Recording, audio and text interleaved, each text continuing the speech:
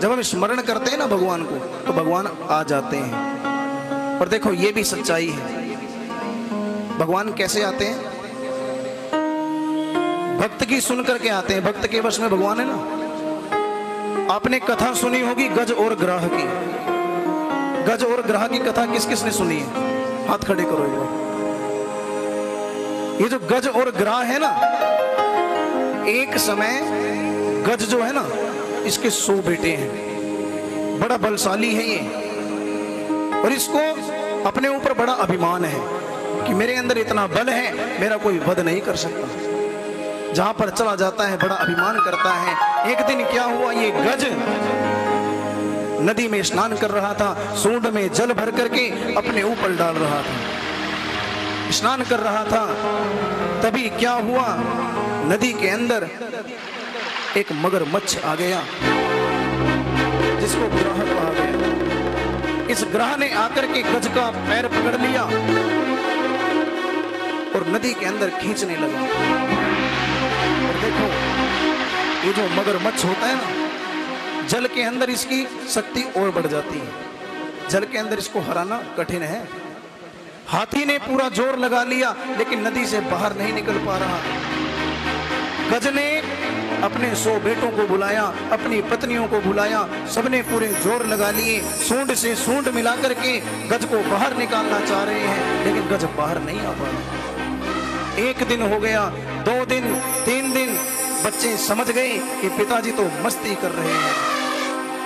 गज भी चिल्ला रहा है मुझे बचाओ। पुत्रों ने भी पूरे जोर लगा रखे हैं। तो गज के पुत्र सोचने लगे पिताजी तो मस्ती कर रहे हैं, जानबूझकर निकलना ही नहीं चाह रहे, और पुत्र छोड़ करके चले गए। 1 दिन बाद पत्नियां भी चली गई। आज गज अकेला हो गया। मगरमच्छ ने पैर पकड़ा हुआ है और नदी में खींच रहा है। और देखो ऐसा हमारे साथ भी होता है।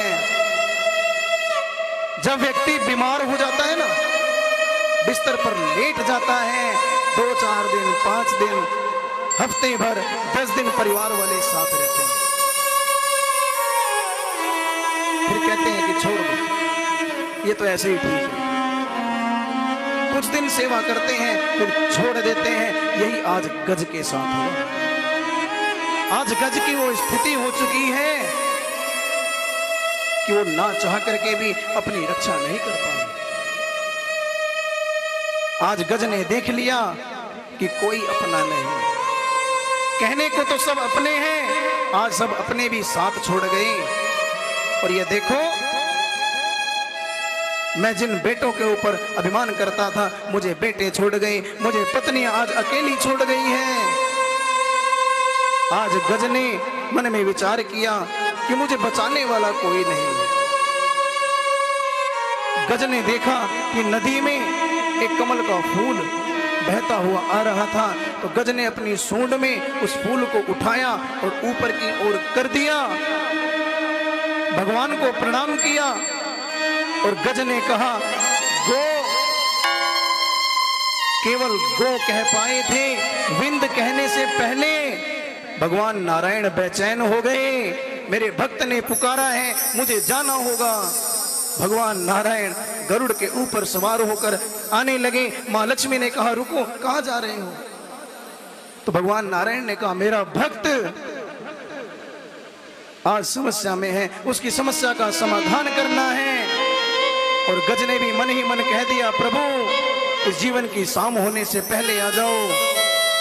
भगवान नारायण समझ गए जब तक मैं पहुंचूंगा गज मर जाएगा। भगवान नारायण ने यहीं से सुदर्शन चक्र छोड़ दिया और सुदर्शन चक्र ने ग्राह की गर्दन को अलग कर दिया और गज और ग्राह का उद्धार हो गया। बोल लक्ष्मी नारायण भगवान की। जब भगवान का स्मरण गज की प्रकार किया जाता है ना, गज की तरह से, प्रहलाद की तरह से, ध्रुव की तरह भगवान को पुकारा जाता है तो वो अवश्य आते हैं। और देखो भगवान ने गज को बाद में तारा, पहले ग्राह को तारा है। क्यों? गज तो भगवान का भक्त बन गया, और भक्त के चरणों में ग्राह पड़ा है। कहते हैं भक्त बनना चाहिए, भगवान नहीं बनना चाहिए। हम लोग कई बार भगवान बन के आ जाते हैं मंदिर में। भक्त बन के आओगे तो कृपा होगी, भगवान बन के आओगे तो कुछ नहीं मिलेगा। ग्राह ने पांव पकड़े थे भक्त के, तो भगवान ने पहले ग्राह की गर्दन काटी, उसका उद्धार किया, बाद में गज का उद्धार किया।